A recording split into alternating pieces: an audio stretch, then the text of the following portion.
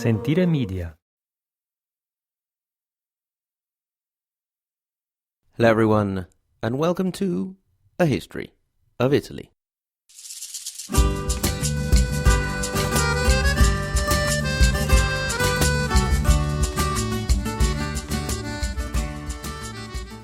Episode 59, Barbarossa brings the heat.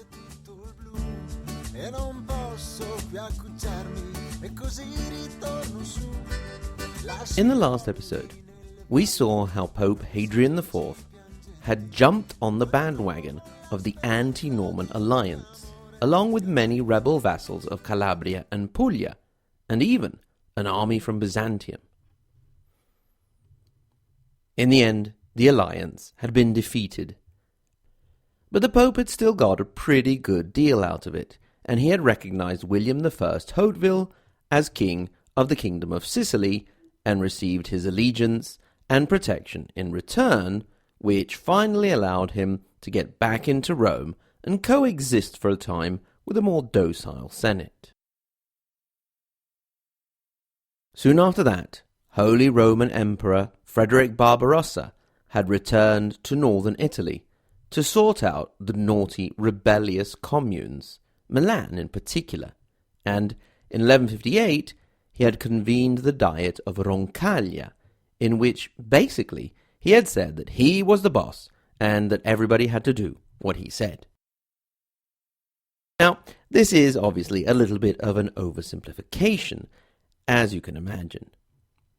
In fact, Roncaglia represents an interesting attempt on the part of the emperor to come to terms with the complicated reality of the Italian peninsula. It was a mix of old and new.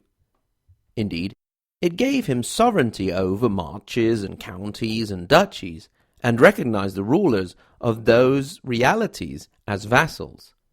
But it also did not ignore the presence of the communes, and their alternating and differentiated interactions with the remaining feudal structures, the bishops, and with each other.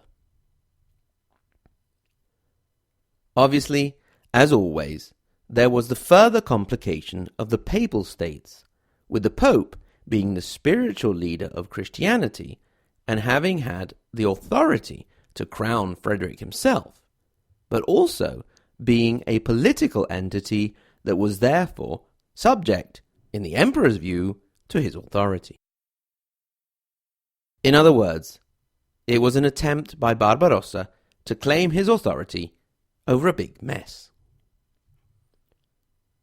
We mentioned that the decisions of the Diet were voted unanimously. Their application, however, was quite a different story.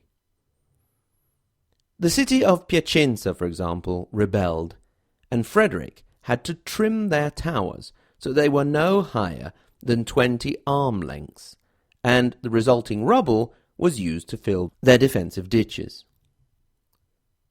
That was enough to convince them that maybe the decisions of Roncaglia were a good idea after all. The city of Crema, on the other hand, took a little more convincing. Now, allow me to digress for a moment. Crema is a city in Lombardy, east and slightly south of Milan, not far from Lodi. I have always liked the name of the city, which means cream. The next relatively big city heading southeast is Cremona, which you could translate as big cream. That just sort of tickles my fancy. Anyway, now that, my dear listeners, you are familiar with the communal politics, would you imagine that the inhabitants of Cream and Big Cream got along peacefully and in harmony? No, not at all. They hated each other's guts. So much so that Cremona actually paid Emperor Barbarossa quite a hefty sum to sort Crema out for them. This allows us a little digression within a digression to talk about how Frederick got a hold of some of the money that it cost to continue coming down to Italy to sort things out. In his decently long career, he actually organized 6 expeditions into the country. Well, we just mentioned one way of raising money, which was cities paying him to come and sort out issues for them.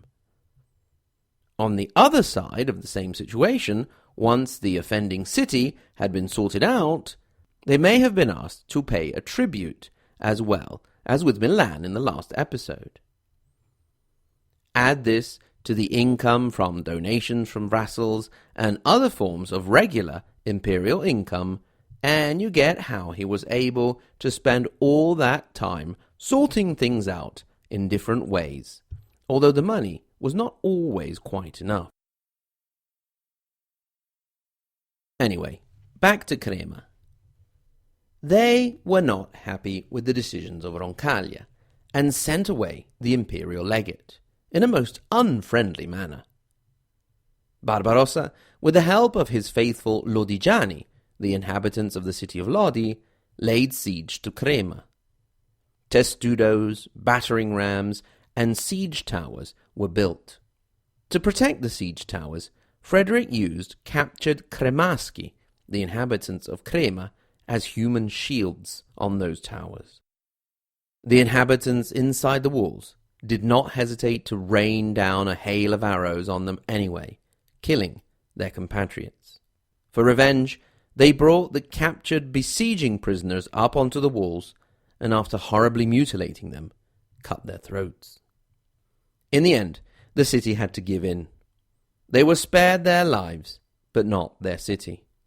The walls and houses were torn down, the moats were filled, and the Lodigiani, Cremaschi, and Pavesi, who had also assisted in the siege, mercilessly sacked the city. When Barbarossa left, what had once been the city of Crema was a vast pile of rubble. The destruction of Crema did not act as a deterrent to other cities. There were violent protests in Genoa and, of course, Milan. But not only. The Papal States were also bubbling with our old mate, the English Pope Hadrian IV, declaring the independence of the Papal States from the Empire. Sadly for poor old Hadrian, this was also when he left the scene for good. His death occurred in the city of Anagni on the 1st of September. That's spelt Anagni, because remember that in Italian, the GN spelling is pronounced gn. I have found a bit of divergence in my sources on how he actually died. Some say it was from a peritonsillar abscess, also known as quinsy. I looked that up because I didn't have the faintest clue what it was, and it sounds quite nasty. Other possible causes are being bitten by a poisonous insect, and that also kind of freaked me out because I didn't know we had poisonous insects in Italy that could kill you, and I hope that they have since become extinct. The last and perhaps silliest possible explanation for the death of Pope Hadrian IV was that he choked on a fly in his wine. I mean, I know an old lady who swallowed a fly. I don't know why she swallowed a fly. Perhaps she'll die. I know an old lady who swallowed a spider that wriggled and tickled and wiggled inside her. She swallowed the spider to catch the fly. Anyway, whatever the method may have been, the end result was that the Pope was dead.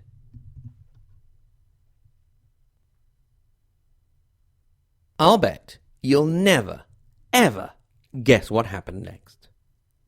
Well, there were two factions, and each faction wanted to elect a different pope. Among the various reasons for the two factions being divided, there was a pro-imperial and anti-imperial divide. The pro-imperials wanted to elect the Roman cardinal Ottaviano Monticelli. The anti-imperials wanted a cardinal from Siena, Rolando Bandinelli. In the end, the anti-imperial Bandinelli was acclaimed. However, as he and his supporters were in St. Peter's doing the whole turn a guy into a pope ceremony thing, the supporters of the other guy, Monticelli, tore the papal robe from off Bandinelli's shoulders and put it on their guy. Unfortunately, in the hurry and the hubbub, they put it on the wrong way round. An all-out battle in the basilica ensued. There was fighting even on the altars and in the confessionals, where many priests sought refuge. In the end, the pro-imperials won out and took their man Monticelli from St. Peter's to the Lateran to be made pope with the name of Victor IV. Meanwhile, the anti-imperials whisked Bandinelli away and made him Pope Alexander III.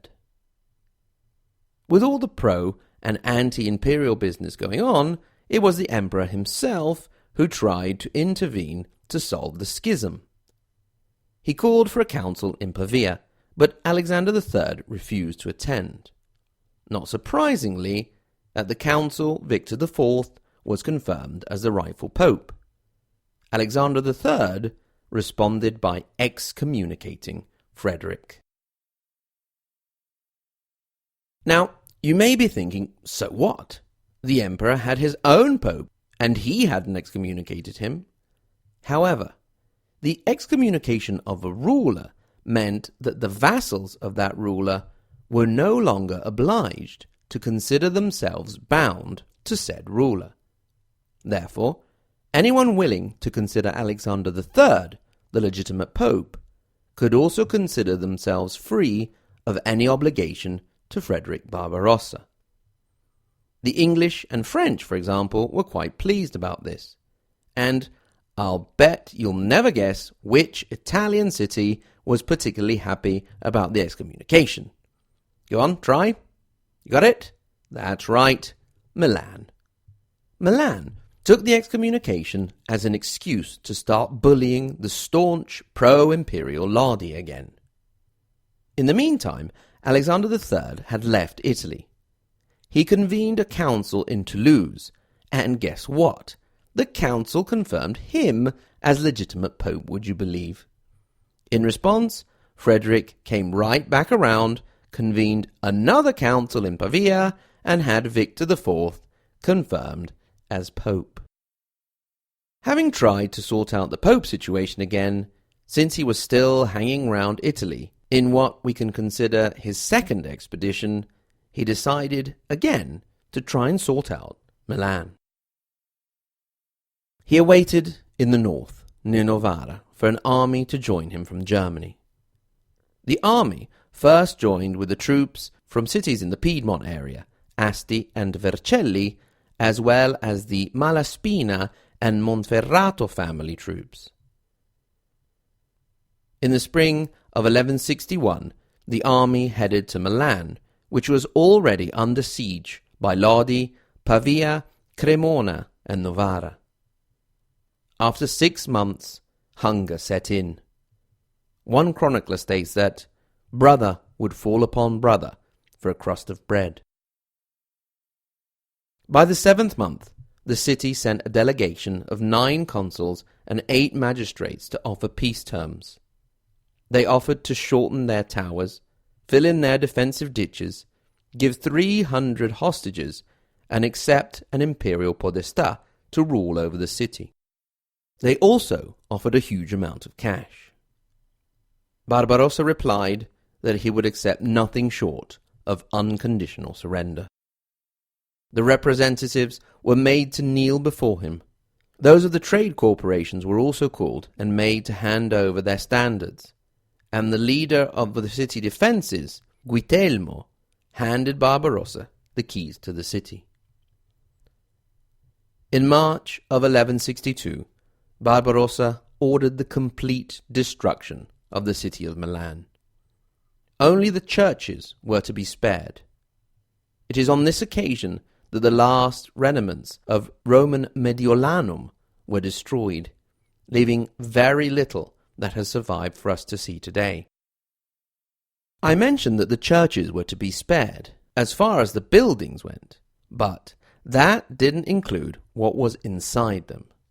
Indeed, it is in this instance that the relics believed to be the remains of the 3 wise men, or 3 kings, yes, the ones of "We three kings of Orient are, bearing gifts we travel afar," were taken from St. Eustorgio's church and can now be seen in the Cathedral of Cologne in Germany. Perhaps the most humiliating thing was that the city had to hand over its carroccio. This was originally, in Lombard times, a war cart that would be taken into battle.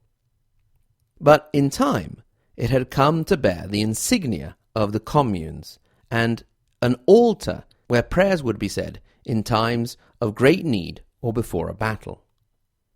We have seen the Milanese rally around their carroccio before, when Archbishop Aribert called them to arms against Emperor Conrad II and managed to resist his siege. Its importance can be compared to that of the eagle standards of the Roman legions, or to the stars and stripes for the American people. Soon, the carroccio would have its moment in the limelight once again. But for the moment, it was yet another symbol of the destruction and humiliation of Milan by Holy Roman Emperor Frederick Barbarossa.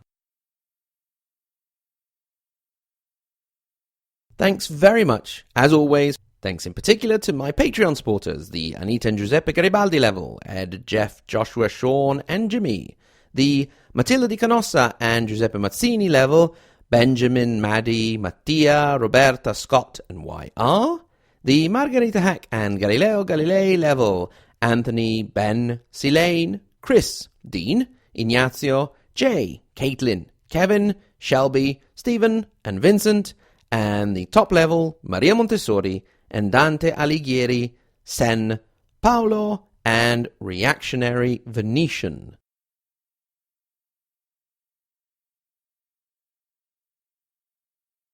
Also, I would really like to give a great big welcome to two new patrons, Aaron and a personal friend of mine, Lorenzo. Thank you very much to both of you and welcome to the family. Remember that you can get in touch whenever you want with queries, questions, considerations, just to say hello, whatever you want. hello@ahistoryofitaly.com.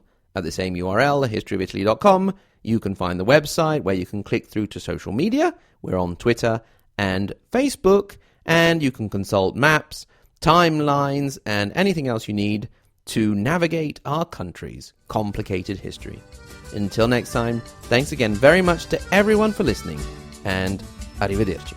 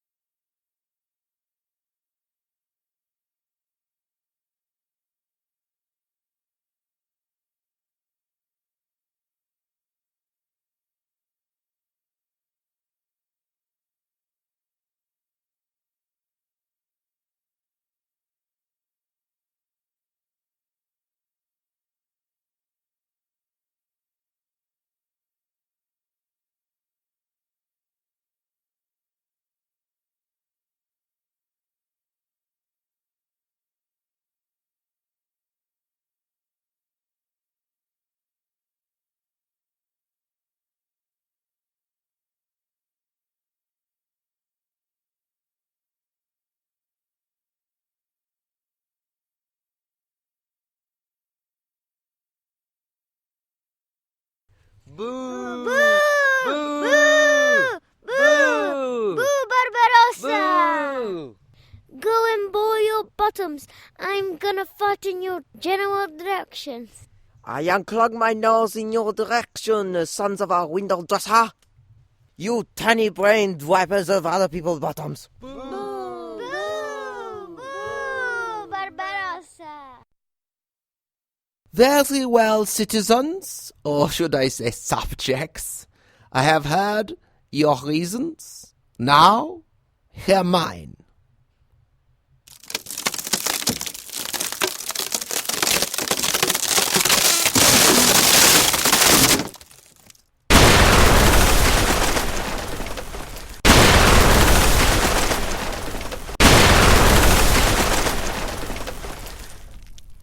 So, what do you think? Okay, we agree. Sentire Media. Hey, podcast producers and show hosts. Do you want to join a podcast network that celebrates all things Italian? At Sentire Media, we understand the allure of Italy and its unique culture. Our devoted team of hosts and producers are all driven by their shared passion for Italy. And we work tirelessly to create the best lifestyle podcasts and content that will whisk you away to the very heart of Italy. With us, you can savor the mouth-watering flavors, get lost in the stories from the past, break down the cultural barriers, and truly immerse yourself in the vibrant traditions of this intoxicating country. If you have a great podcast idea or are already in production and would like to join Sentire Media, head over to sentiremedia.com, that's SENTIRE media.com, and find out how to submit your show.